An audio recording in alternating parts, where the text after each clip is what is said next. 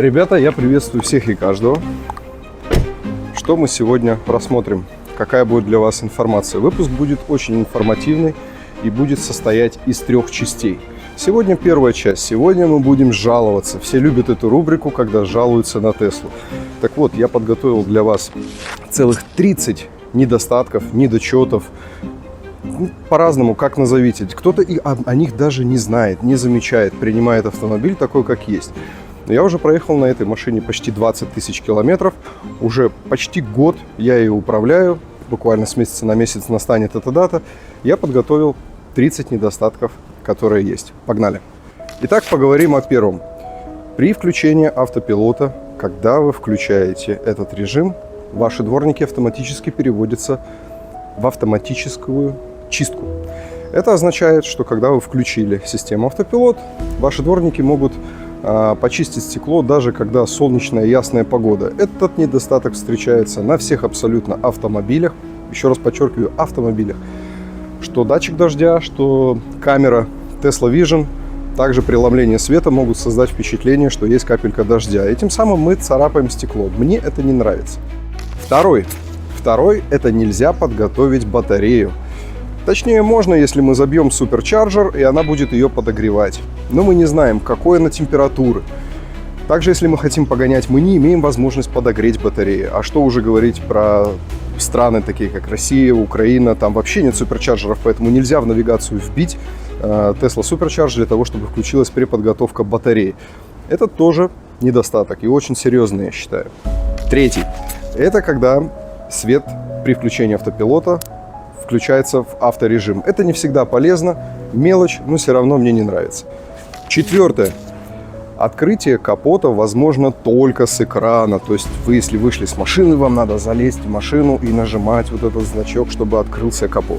Пятый. То же самое про багажник. Нам нужно залезть в машину, когда вы уже вышли, либо через приложение открыть багажник.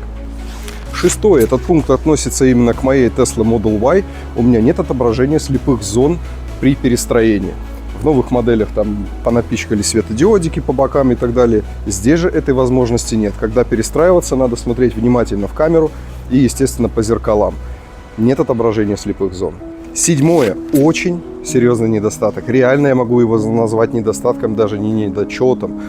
Это chill и также режим стандарт спорт. Переключение между этими режимами занимает вообще катастрофическое количество времени. И когда вам потребуется мощность здесь под ногой, здесь и сейчас, вам нужно зайти в настройки, полазить там и включить вот этот режим. Восьмое.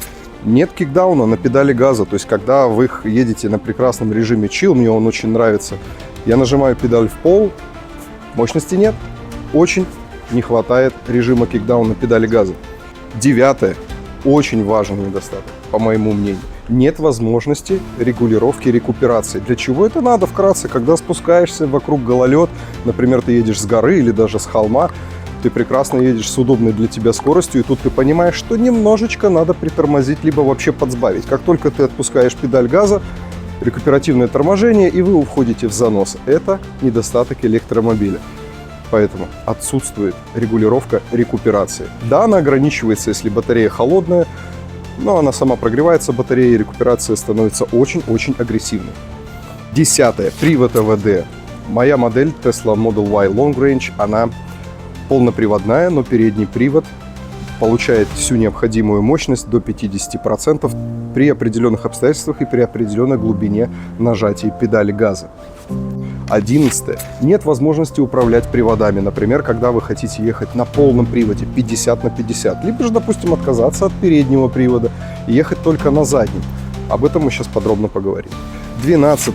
Нет режима дрифта, когда мы хотим порадовать своих родных, близких и по пустой парковке сделать небольшие бублики, пятачки так называемые.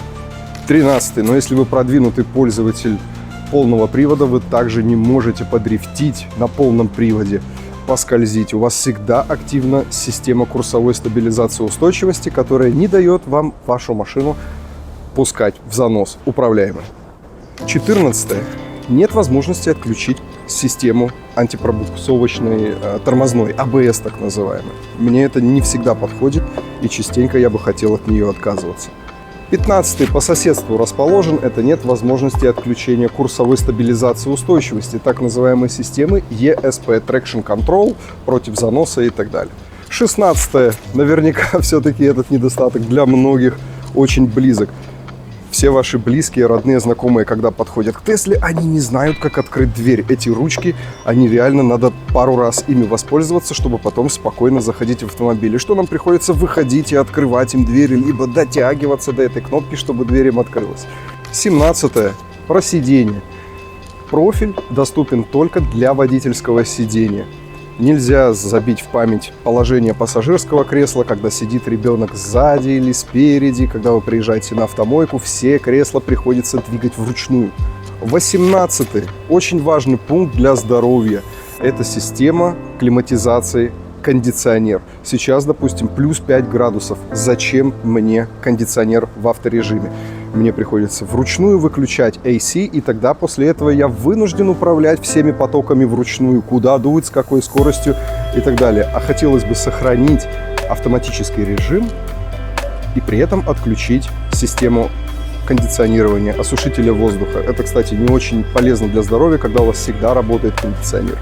19-й, про большинство страдальцев, и в том числе я к ним отношусь, это базовый автопилот. Я неимоверно доволен этой функцией, как она работает в Tesla, но я не заплатил 3800 евро и не хочу доплачивать сейчас, пока Tesla не привяжет покупку к учетной записи Tesla. То есть стоит мне сменить машину, я снова должен платить за расширенный автопилот 3800 евро. Поехав в отпуск в Испанию, почти 1600 километров, каждый раз при смене полосы мне нужно нажимать вот эту палочку, чтобы автопилот активировался. Это большой-большой недостаток. 20-й, когда вы едете на автопилоте, едете, к примеру, 120 км в час, и вы видите, что вам желательно бы ускориться. Вы забываете, что вы едете на автопилоте, нажимаете педаль газа, и что в этот момент происходит? Как только скорость больше 140 км в час, 142, 150, а на электричке это легко, вы получаете пенальти от системы автопилота, вам нужно запарковаться, включить паркинг, открыть дверь, закрыть и поехать снова, тогда автопилот будет доступен. Но это вообще. 21. Когда вы едете на автопилоте со скоростью, к примеру, 130 км в час, вы видите знак ограничения скорости 80. Tesla прекрасно понижает скорость. Да, это отлично, но при этом, когда ограничения снимаются, вам нужно вручную восстанавливать скорость, крутить колесико на руле, либо нажать, держать переключатель коробки передач, либо прицелиться в экран и нажать на ту скорость, которая сейчас разрешена, и тогда Tesla будет поднимать скорость до максимально разрешенной. 21. Складывание зеркал. Да, можно настроить в автоматический режим, но когда приходит лютая зима и вот эти зеркала раскладываются, складываются, очень скоро они выйдут из строя. Поэтому я бы все-таки хотел складывать там, где мне надо и когда мне это удобно. Поэтому в меню очень глубоко расположена эта функция, чтобы оперативно сложить зеркала и разложить. 22. Очень актуальный пункт для жителей Германии. Это когда днем вам разрешено по городу ехать 50, а в ночное время суток вы должны ехать 30. Так вот, и днем, и ночью, когда вы едете, всегда Tesla думает, что вам надо ехать 30. И вот этот зуммер, который говорит вам то, что нужно сбавить скорость, он просто выедает мозг. Это большой недостаток. 23. Для семейных. Если вы включили блокировку от детей, чтобы ребенок не мог открывать машину изнутри, задние двери, правая либо левая, когда там сидит взрослый человек, ему никак не выйти. Только вы должны выходить и выпускать его. 24. У водителя отсутствует возможность регулировки пассажирского сидения. Этот вопрос стоит очень остро, когда ко мне садится высокий пассажир, либо сзади садится кто-нибудь, и мне нужно подрегулировать сиденье. Этого невозможно сделать с водительского места. 25. Ржавеют тормоза. Это и преимущество, и недостаток. То есть Tesla абсолютно не тратит тормозные колодки, пока вы сами не нажмете на педаль тормоза. Рекуперации хватает с большим-большим запасом. Но в том числе это и недостаток. Невозможно нормально, даже когда ты хочешь протормозить свой электромобиль, потому что рекуперация всегда помогает. 26. Расположение кнопки аварийки. Она находится вот здесь сверху по центру. Не всегда удобно сказать людям спасибо, хоть, конечно, здесь это не особо-то и принято так делать, но многие этим пользуются, поэтому ее расположение неудобно, и эксплуатация аварийки также неудобная. Лично я, когда купил Теслу, я примерно неделю искал, где находится эта кнопка. 27. Совершенно недавно Тесла выпустила обновление. Это когда в климат-контроле визуализация вся поменялась, значки стали очень маленькие. И если вы хотите изменить температуру, либо еще там какие-то режимы полазить, все стало настолько мелкое и неудобное на ходу, когда вы двигаетесь. Просто вообще. Поэтому управление климатом не совсем удобное. Прибавить, убавить градусы. 28. Управление заслонкой рециркуляции. Это когда приток воздуха идет либо с улицы, либо из салона в салон. Вариант 3. Автоматический режим Тесла сама решает. Так вот, неудобно залазить в меню, если ты хочешь получить свежий приток воздуха. Нету оперативной возможности сменить этот режим. 29. Включить противотуманки. Красивые, чтобы они светились, и особенно когда туман, и их действительно необходимо нужно включить.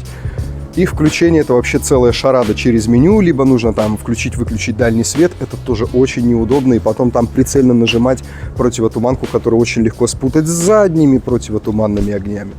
30. Наверняка вы все с этим сталкивались и со мной будете согласны. Это бардачок.